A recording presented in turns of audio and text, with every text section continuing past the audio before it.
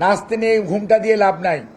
ভারত আমাদের পার্শ্ববর্তী সরকারের পররাষ্ট্র মন্ত্রণালয় বলেছে যে বাঁধ ছাড়তে হইলে আগে জানানোর প্রয়োজন নাই, আগেরটা ফেনীরটার বেলায় বলেছে। আর গতকালকে বলেছে যখন 109টা ফরাক্কার সুইচ গেট খুলে দিয়েছে তখন তারা আবার বলতেছে যে আমরা 109টা খুলে দিয়েছি। অর্থাৎ এই যে তারা যখন তারা এখানে, এটা আমরা আগেই বলা হয়েছিল, এই যে প্রাকৃতিক অবস্থা, নদীর যে পানির যে গতিপথ, এটিকে যাতে কৃত্রিমভাবে বাঁধ সৃষ্টি করে মানুষের তাদের চাষাবাদের ব্যবস্থা করতে যে তারা যে উজানে যে তাদের যে ওয়াটার লগিং হচ্ছে, তাদের বিপদের সময় তারা পানি ছেড়ে দিয়ে তারা করছে কি আমাদেরকে ভাসিয়ে দিচ্ছে। আবার আমাদের যখন পানি দরকার তখন পানি আটকে রেখে আমাদেরকে শুকিয়ে মারছে।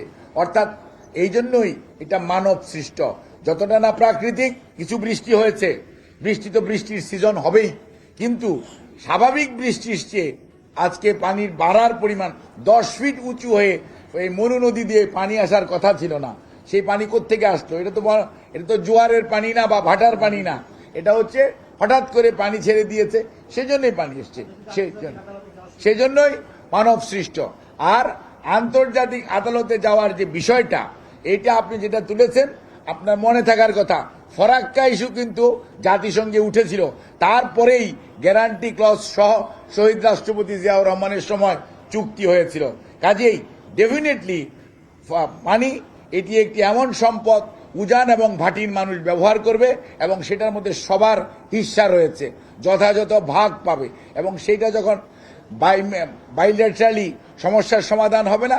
আজকে ফেসিস্ট সরকার চলে গেছে, কিন্তু ফেসিস্ট যাওয়ার সময় দেশটাকে ফোকলা করে দিয়ে গেছে, যার জন্যই আজকে অর্থনৈতিক দুরবস্থা।